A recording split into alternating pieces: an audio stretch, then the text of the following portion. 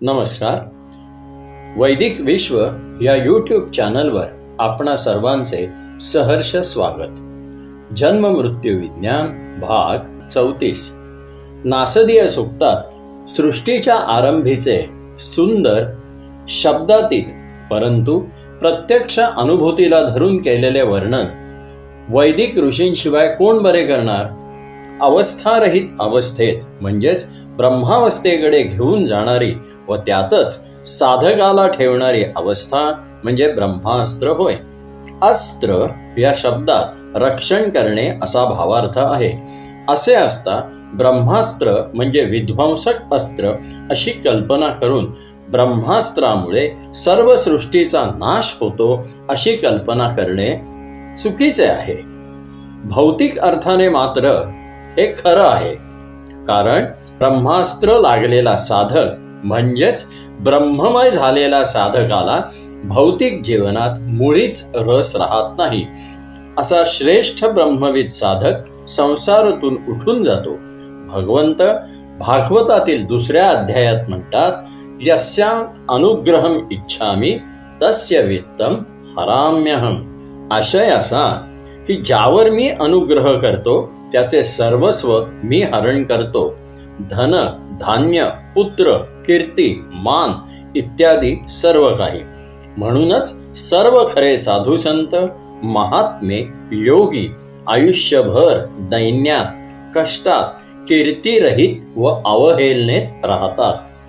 परमेश्वराची कृपा आणि वित्त, कीर्ती, सुखोपभोग यांची एकत्र प्राप्ती शक्य नाही.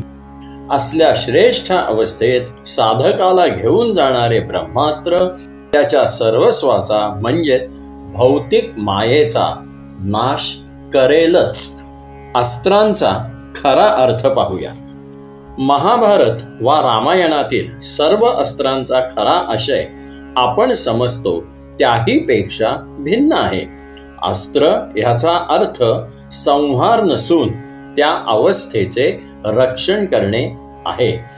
ब्रह्मास्त्र म्हणजे ब्रह्ममय अवस्थेचे रक्षण. अग्न्यास्त्र म्हणजे अग्नितत्व वा तेजस तत्वाच्या साधनेतील सातत्य होय. वायव्यास्त्र म्हणजे वायुतत्व वा प्राणाचे रक्षण करणारी अवस्था. तर पर्जन्यास्त्र म्हणजेच आपतत्व अर्थात जलतत्व अवस्थेचे साधकात अधिक काळ सातत्य ठेवणे होय. सर्वसाधारणपणे अशी कल्पना आहे की युद्धात या अस्त्रांचा प्रयोग केल्याने सर्वनाश, उदाहरणार्थ ब्रह्मास्त्र, वायव्यास्त्र म्हणजे वायूचा प्रकोप, अग्न्यास्त्र म्हणजे अग्नीचे तांडव व पर्जन्यास्त्र म्हणजे पावसाचे भयानक नर्तन होय. परंतु हा त्याचा खरा अर्थ नाही. मध्यंतरीच्या काळात केवळ पांडित्याच्या मागे लागून योग साधनेला, ध्यान धारणेला पाठ फिरविल्यामुळे या महान योगशास्त्राच्या राज्यातील रहस्य कळणे कठीण झाले आणि मग ज्यांच्या बुद्धीला जे तर्क सुचतील तसे ते लावले गेले. अस्त्र म्हणजे रक्षण करणे होय, विध्वंस नव्हे. सर्व अस्त्रांचा अर्थ आध्यात्मिक आहे, यौगिक आहे हे लक्षात ठेवणे आवश्यक आहे. ब्रह्मास्त्र म्हणजे सर्व वस्तुजात नष्ट करून त्या पलीकडील चिरंतन पद म्हणजेच ब्रह्मपद देणारी अक्षय गती. मग ती सर्वच नष्ट करणारी उलट गती राहणार नाही का? संत मीराबाई त्या ब्रह्मास्त्राचे आपल्या भाषेत सरस वर्णन करतात. उलट भई मोरे नयन नकी, मोरी लागी लटक गुरुचरण नकी. त्या अक्षय ब्रह्मगतीला गेल्यावर या जड संसाराकरिता कोणीही शिल्लक राहत नाही. तुकाराम महाराज म्हणतात, तुका म्हणे न ये परते, तुझ्या दर्शने मागुते. भगवद्गीता त्या ब्रह्मास्त्राचे वर्णन करते. यद्गत्वा न निवर्तन्ते तद्धाम परमं मम. तेथे गेल्यावर मग कोणीही परत येत नाही. सर्वस्वाचा होम म्हणजेच ब्रह्मास्त्र होय. मृत्यू काय येतो? जड शरीराला मृत्यू काय येतो हा एक स्वतंत्र आणि विशाल विषय आहे. जे जे जन्माला आले अथवा उत्पन्न झाले ते नष्ट होणार, हा प्रकृतीचा नियम आहे. कवी कालिदास तर अगदी उलट सांगतात. मृत्यूच प्राकृतिक आहे आणि जिवंत राहणे हीच विकृती आहे. ते म्हणतात, मरणम प्रकृती ही शरीराणाम विकृतीर जीवितम उच्यते बुधई. नारद म्हणतात, स्वयं कृत्वा प्राणहरा प्रजानाम मृत्युम ज्ञात्वा निश्चयम ब्रह्मसृष्ट्यम. त्यामागील विज्ञान काय असावे?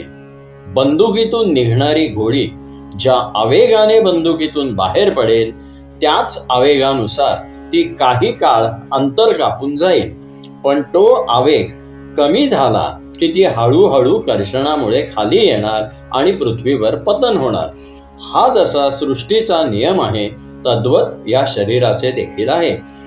पूर्वजन्मातील कर्मांचा भार, इहजन्मातील आवेग आणि प्रकृतीतील योग संयोगामुळे जड शरीर योग्य तितका काळ टिकते, जिवंत राहते आणि तो आवेग, ती भरपाई पूर्ण झाली की शरीरस्थ जीवात्म्याला त्याच मार्गाने त्याच्या गतीने परत जावे लागते.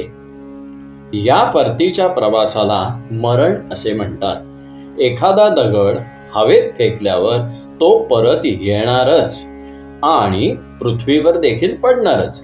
तद्वत शरीराचे आहे. सर्व गती मंडलाकार असल्याने ती उलट मार्ग केव्हा ना केव्हा स्वीकारणारच. साधारण लोकांचा मृत्यू त्यांची जीवन गती मंद झाल्यामुळे होतो. शरीर झगडून झगडून हळूहळू क्षीण होत जाते व बंद पडायला लागते.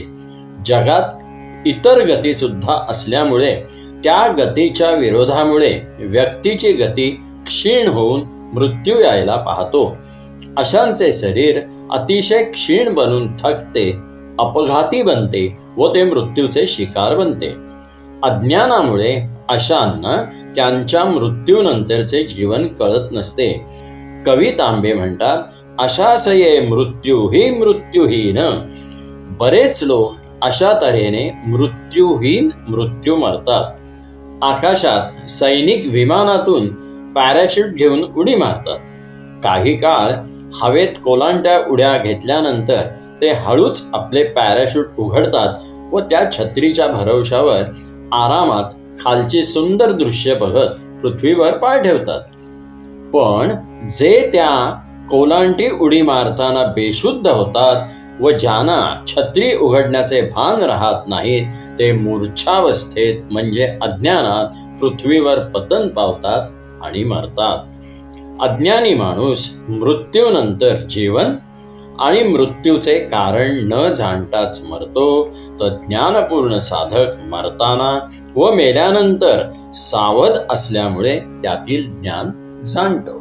श्रेष्ठ पुरुष त्यांच्या जीवनाचे रहस्य जाणत असल्यामुळे ते विशिष्ट कार्याकरिता जगतात व कार्य संपल्यानंतर स्वेच्छेने परत जातात. 100 वर्षे जगणे त्यांचे ध्येयच नसते, तर नियत कार्य लवकरात लवकर संपवून ते लवकर निघून जातात.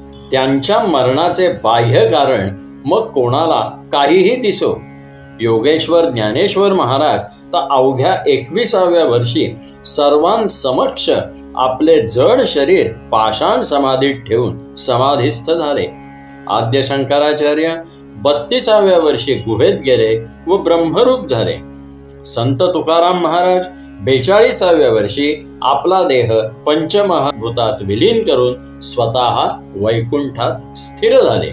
विगतः कुंठः अस्य वैकुंठः, म्हणजे जेथे गतीच कुंठित झाली ते वैकुंठ होय. सर्व श्रेष्ठ पुरुष साधारणतः अल्पजीवी असतात. अल्पसंतुष्ट लोक अल्पजीवीच राहणार नाहीत का? धन्यवाद. पुन्हा भेटूया पुढच्या भागात.